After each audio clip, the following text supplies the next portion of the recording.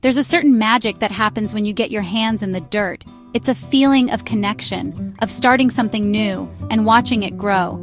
Here at the farm, every season brings projects and dreams. This year, a little patch of the garden just wasn't thriving. The soil felt tired, packed down, stubborn. Weeds loved it more than my vegetables. It needed a fresh start, a reset from the ground up. I wanted to give it a foundation of life, to nourish it deeply, and bring back that crumbly texture gardeners dream of. Time for a fixer-upper, for the soil. I believe the best solutions are simple, rooted in tradition. Chip and I aim to be resourceful, use what we have, turn it into something beautiful and useful. Research kept pointing to cardboard. It sounded almost too simple. The first step in any good project is gathering your materials. For this garden adventure, my main ingredient was cardboard. But not just any cardboard would do. I learned it was important to be a little picky. I needed the plain, brown, uncoated kind. Think of the simple shipping boxes you get. The glossy, colorful boxes from Cereal Electronics often have plastics and inks that you don't want breaking down in your soil. So, the kids and I went on a little treasure hunt around the farm. We gathered up all the plain boxes we could find from recent deliveries farm supplies. It felt so good to know we were giving these materials a second life right here at home. Once we had a good pile going, it was time for preparation. This part was actually kind of fun and a great way to get the kids involved. We needed to remove anything that wasn't pure cardboard. That meant peeling off all the plastic packing tape, shipping labels, plastic stickers. It's a crucial step because those materials won't break down in the garden and would just leave little bits of trash in your beautiful soil later on. We set up a little station in the barn, and with a bit of teamwork, we had a clean stack of cardboard ready to go in no time. Next, we had to break down the boxes. I wanted to lay them flat to create a solid overlapping layer, so we cut and sometimes tore them open at the seams. The goal was to have large, flat sheets that we could easily arrange over the garden bed.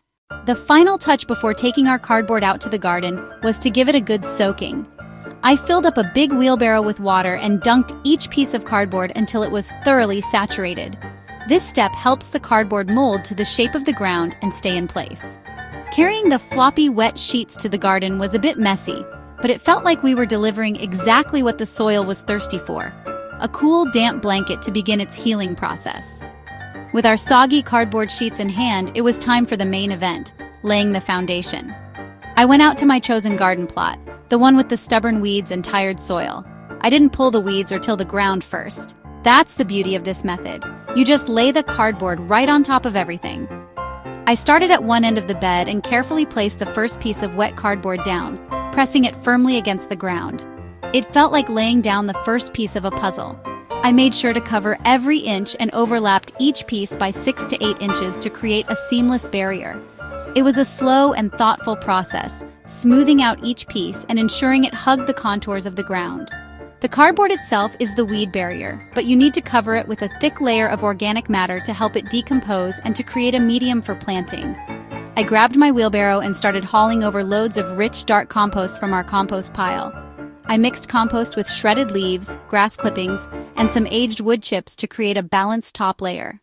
I spread this organic layer right on top of the cardboard, aiming for 4 to 6 inches. It was like putting the frosting on a cake. This top layer holds the cardboard down, keeps it moist, and gives decomposers a nutrient-rich home. It also gives you something to plant in right away if you're eager to get started with larger transplants. What was once a weedy, neglected patch was now a clean, dark, and promising bed, ready for a new chapter of growth. As I stood back and admired my handiwork, my mind started to wander to what I hoped would happen weeks, months. My expectations were simple, rooted in what I had read. First and foremost, I expected the weeds to be gone.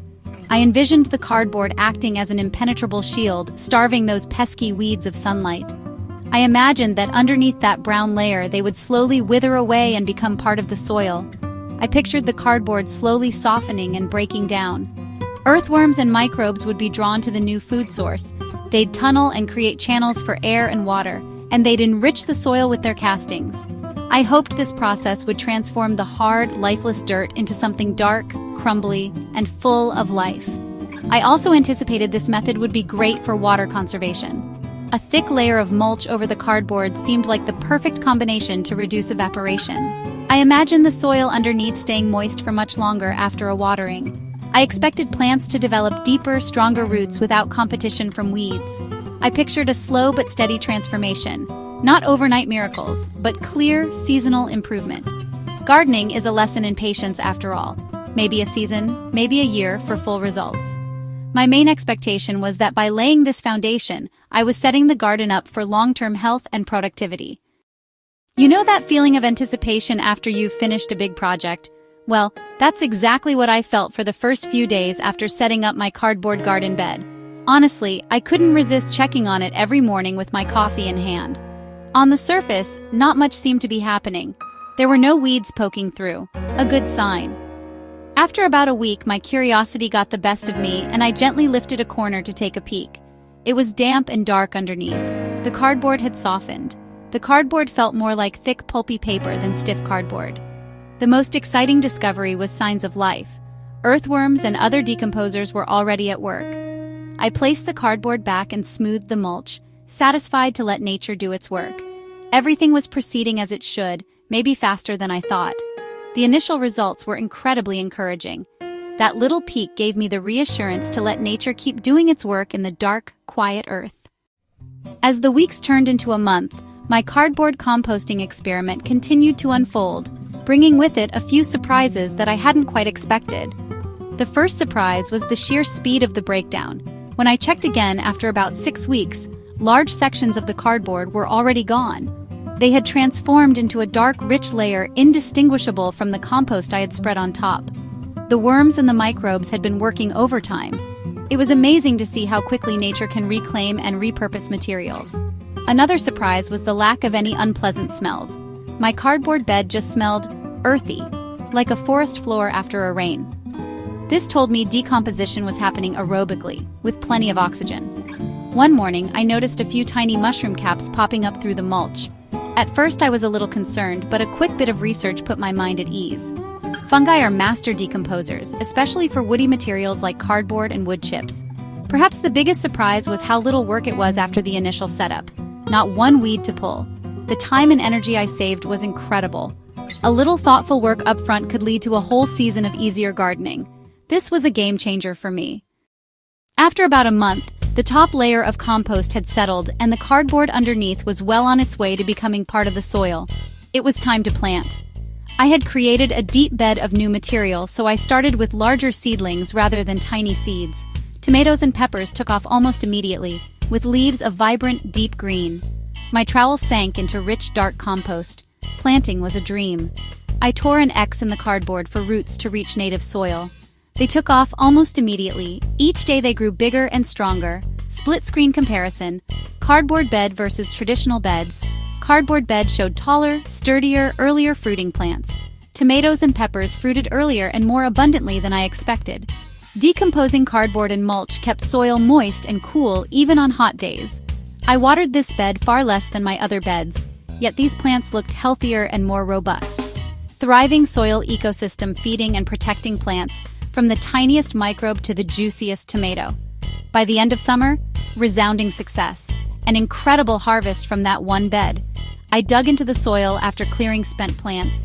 Hard, pale, compacted dirt was gone, replaced by deep, dark, crumbly soil teeming with earthworms. No cardboard left, only fertility. That spot became the most vibrant, productive section of the garden, thanks to humble cardboard boxes. Looking back on this whole experience, the biggest lesson I learned was to trust in the power of simple, natural processes. In a world that often pushes complex solutions, there is wisdom in observing nature and working with it. Cardboard, something most of us discard, became the cornerstone of my garden's renewal. It taught me that the resources for a beautiful life are often right in front of us, waiting to be repurposed. I also learned a profound lesson in patience. Much of the magic happens underground, out of sight. You must have faith that worms and microbes are doing their work even when you can't see it. Don't be afraid to experiment. Even failures teach you something valuable. A strong foundation makes everything that follows stronger. This applies to gardening and beyond. This simple experiment changed the way I manage soil on the farm. Sustainable, resourceful, and rewarding. If my story has you feeling inspired to start your own cardboard composting project, I couldn't be happier for you. Tip 1. Be selective. Stick to plain brown, uncoated corrugated cardboard. Avoid glossy, waxy, or heavily printed packaging. Tip 2. Remove all plastic tape and labels so only biodegradable material goes into the soil. Tip 3. Overlap generously, 6-8 inches, and soak the cardboard before laying so it won't blow away and it starts to decompose fast. Tip 4. Be generous with the top layer, 4-6 inches of compost, leaves, or aged wood chips, and keep it consistently moist, not waterlogged. Have fun with it, be patient, and get ready to watch your garden transform. If you try this, I'd love to hear how it goes. Share your results in the comments.